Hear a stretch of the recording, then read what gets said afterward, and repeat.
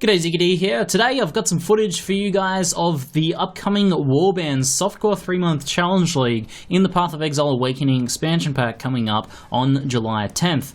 Community manager Bex from Grinding Gear Games was kind enough to send me some B-roll footage that I can share with you guys here and provide a little bit of analysis of, so you guys can get a bit of an idea of what you're getting into and maybe pick which league you want to play so you can start planning out your builds. The WARBANDS Challenge League will have you explore a lot more of raid class than you have in past Challenge Leagues.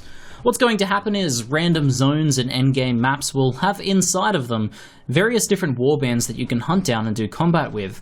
These warbands will also drop unique items, unique shields, unique to each of the different warband types, and unique rings that can drop from the leaders of these warbands as well. On top of that, apparently there's also going to be some special gear mods that can't drop anywhere else that will be available only from warband members. At the launch of the league, there's going to be 3 different warbands. There's going to be a fire, a lightning, and an ice-themed warband, one each. There is the potential that ZiggyD will be adding more as the league progresses as well.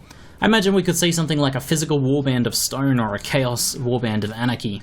These warband encounters will begin by spawning rather randomly in zones, and they may have you explore and head to different zones that you might not usually go to in an effort to hunt them down and hunt their unique items.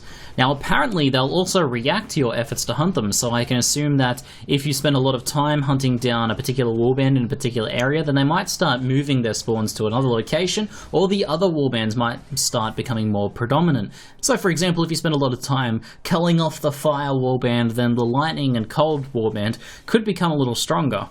What makes these warband encounters particularly engaging is that there'll be several different tiers of warband members that you'll be able to hunt down and engage in combat with, and on top of that, they seem to have particularly smart AI and synergistic builds as well. So the lowest tier of warband encounters will be simple ones like this one, where you're just fighting a couple of different warriors themed around the element of the warband. So a couple of different warriors using ice attacks or using fire attacks. They'll use a variety of different player attacks, but there won't be too much thought that needs to go into these particular fights. It'll be like fighting sort of 3 weaker versions of Exiles, I guess. However, as you move up the tiers, you'll start encountering support characters and potentially even elites and leaders as well. ZiggyD mentioned that the leaders will have auras that enhance their party members, and that they will direct the party members to attack you, but if the party members start taking too many casualties, then they will step into the fight themselves, so they react to the way that you do combat with them. I didn't have access to any footage of the leaders and how they work, but I do have some good footage of the support characters and the way that they play, and it is really quite interesting. Some of the support characters do things like the Ice Warband support characters can cast Frost Wall, which then the warriors using Cyclone can actually cyclone through, so their idea is to pin you down while their party members can still cyclone and move through those Frost Walls freely, because Cyclone allows you to pass through those Frost Walls. This sort of combat synergy here makes for really interesting and engaging encounters. The fire support casters use Searing Bond, and they actually drop it on themselves, and then they use Flame Dash to teleport through you, dropping fire on the ground and putting the Searing Bond beam over your character, and then they cast Flammability as well. I've seen the support casters use a variety of different curses as well. Some of them use like Frostbite or Flammability to make you take more damage from their allies' attacks or their own attacks and spells, and others will use things like Enfeeble to make your character weaker. The support characters also seem quite intelligent too in the way that they use their skills, like the positioning of their Searing Bonds and flame dashing through you and cursing you, making sure you have a curse up, and also playing somewhat evasively too as well. While the warriors will try and pursue you relentlessly, trying to take you down, the support characters will try and keep their distance a little bit and use those supportive curses and abilities. We don't know much about the rewards for fighting these warbands yet, but we have heard that there are going to be unique shields independent of each of the different warbands, and then unique rings that can only be dropped by the leaders as well. Hopefully these unique shields and rings are quite thematic and build enabling and somewhat powerful as well to encourage people to hunt down these warbands, so that you really have to seek the highest levels of warband encounters out and figure out ways to fight them as well.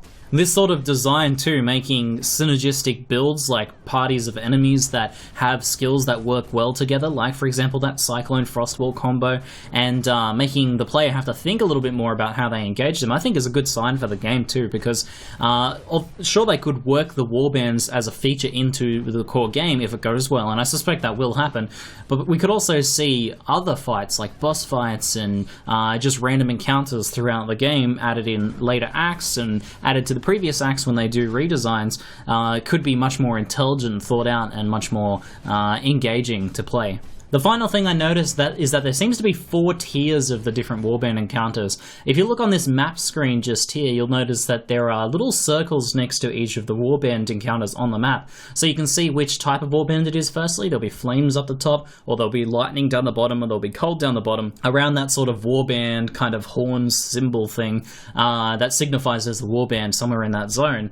And then on top of that, or to the sides of those little encounter symbols, are little yellow dots, and these dots seem to stack up. So you have one which I can only assume is things like a basic warrior encounter, like you fight 3 warriors and it's quite a simple encounter. 2 should signify something like support characters, so you have some of those support spellcasters. 3 could then signify a further type of support character tier, or maybe like an elite warrior or something. And then the final one could signify that this is actually where the leader is as well. So the leader of that actual warband, who will likely drop those unique rings that we've heard about. So overall, I think this is one of the most exciting and interesting sounding challenge leagues we've had so far. I've particularly enjoyed like the design idea behind this as well. The idea that it gets us out and experiencing more pieces of content. Now this will be relevant in maps and outside of maps as well too. So it could mean that while you're leveling, you're more encouraged to go off into another little zone, or when you're at early end game, you're exploring different zones that you would normally not be in. Where you would normally just be farming ledge or aqueduct or something like that. You might, veer off into another zone to go and hunt down a warband. This gets more value out of the game, gives us a much greater variety of experiences too.